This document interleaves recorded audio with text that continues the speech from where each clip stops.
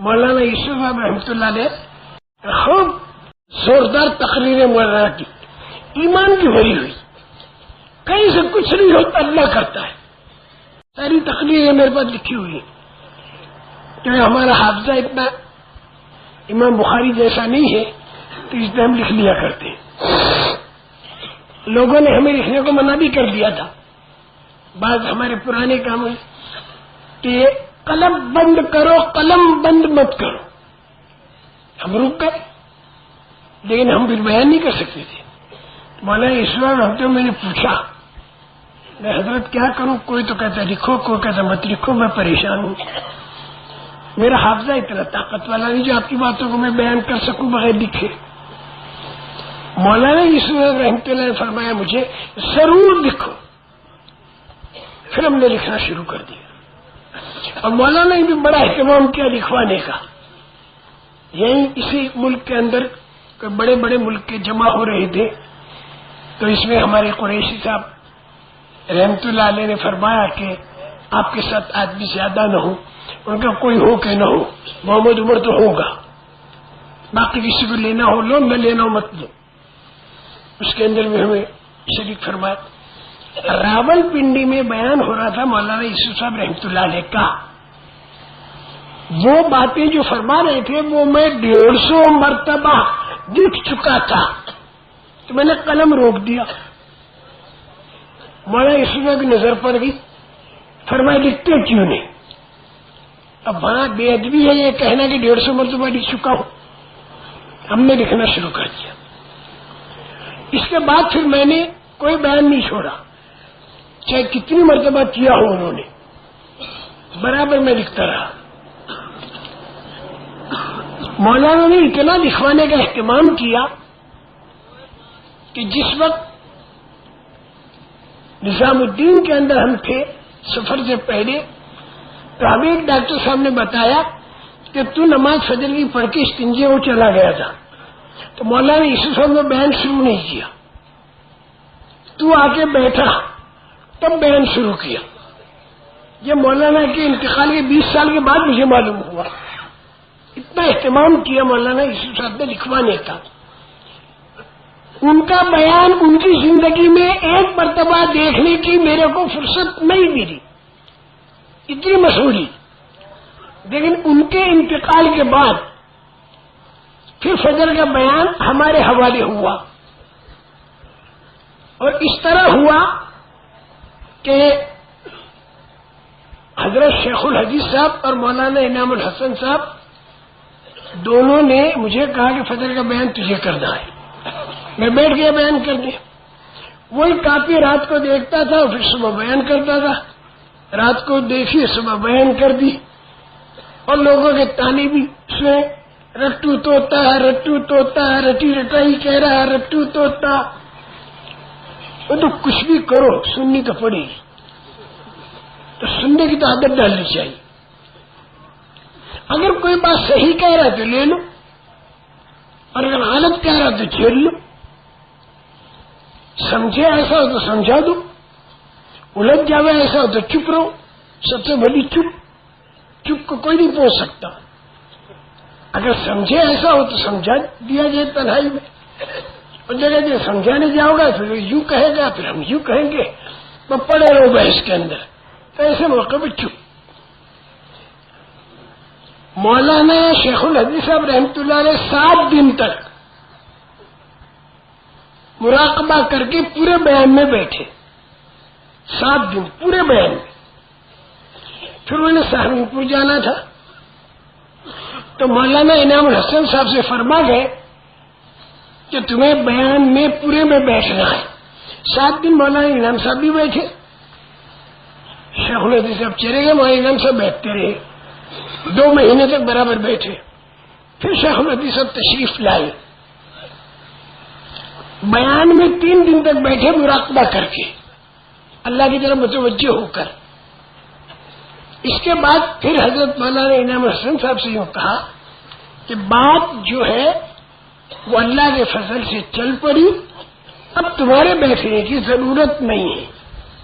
پھر مولانا انعام الحسن صاحب نے بیٹھنا پھر بند کر دیا۔ میرے محترم دوستو، مکہ، مدینہ، جدہ، خوب زوردار بیان مولانا یوسف صاحب رحمۃ اللہ نے کیے اور ہم نے وہ سارے بیانات لکھ دیے۔ اب جانے کے وقت آئے ہندوستان واپسی کا، تو وہاں پر مکہ مکرمہ کے اندر ایک مدرسہ سہولتیہ ہے، آپ لوگوں نے نام سنا ہوگا اس کا۔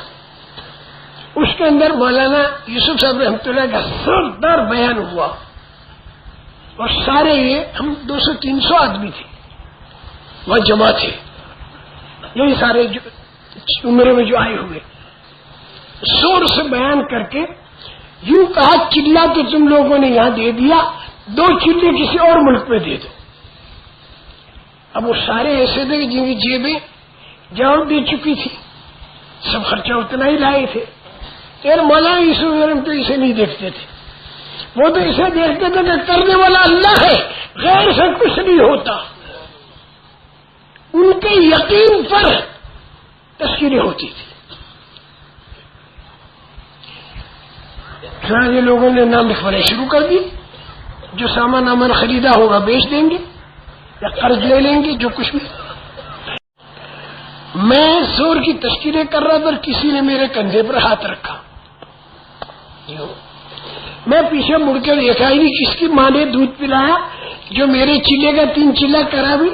جب مولانا یوسف صاحب نے چلہ طے کیا ہے تو کون مرد ہے جو میرا 3 چلہ کرا دے گے؟ ہم اس میں تھے، لیکن جو پیچھے دے رہے تو خود مولانا یوسف صاحب تھے،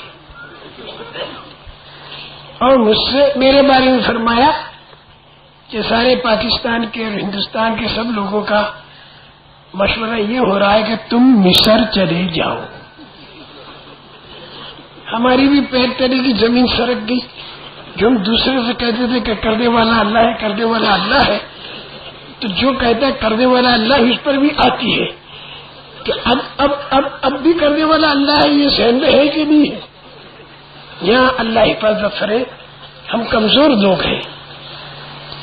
اب میں بہت پریشان، اگر نہ کہوں تو بوڑھوں کے بات کا نہ کہنا بھی اچھا نہیں، اور اگر ہاں کہوں تو جیب خالی تھی۔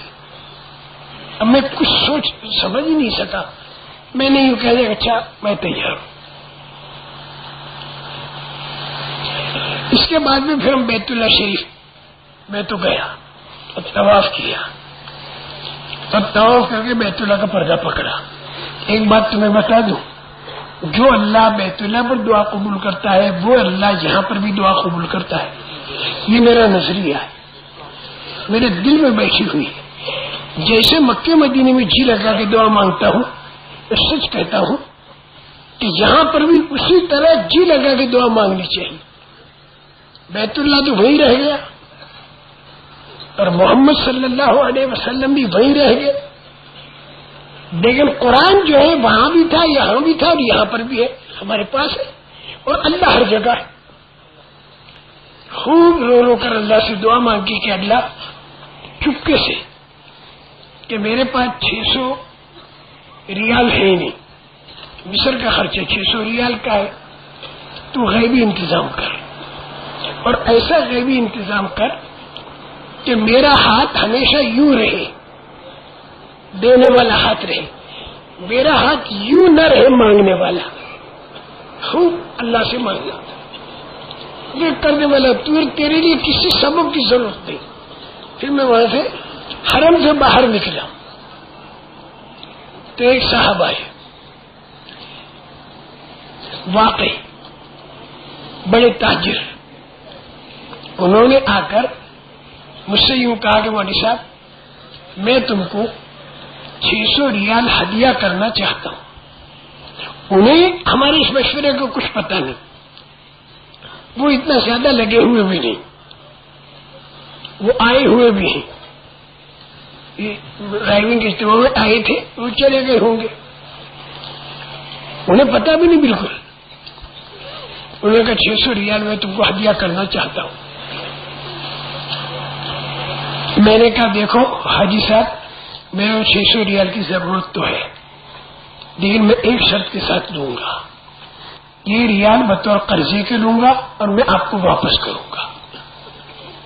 ان کا دیکھو تم نے مانگا نہیں اور تمہارے دل میں اشراف بھی نہیں ہوا، میرے بارے میں تمہیں وہم و گمان بھی نہیں تھا اور مجھے پتہ بھی نہیں تمہیں کیا ہے، کیا حرج ہے لینے میں؟ میں شرط میں واپس کروں گا، یہ قرضے کے طور پر لوں گا۔ ان کا اچھا لو قرضے کے طور پر، وہ دے لیا ہم نے۔ ہم مصر گئے اور مصر میں ہم نے 2 چیلے اللہ کے فضل و کرم سے گزارے، بہت اچھے گزرے۔ اور تفصیل ساری سناؤں گا تو وقت بہت لمبا ہو جائے گا، میں چاہتا ہوں ذرا جلدی تم لوگوں کو چھٹی دے دو، بات لمبی نہ کرو۔ خیر ہم وہاں پر گئے، 2 چیلے پورے کیے اور 2 چیلے پورے کر کے پھر ہم واپس آ گئے وہاں پر بمبئی واپس آئے، ہم اپنے دعوت کے کام میں لگ گئے۔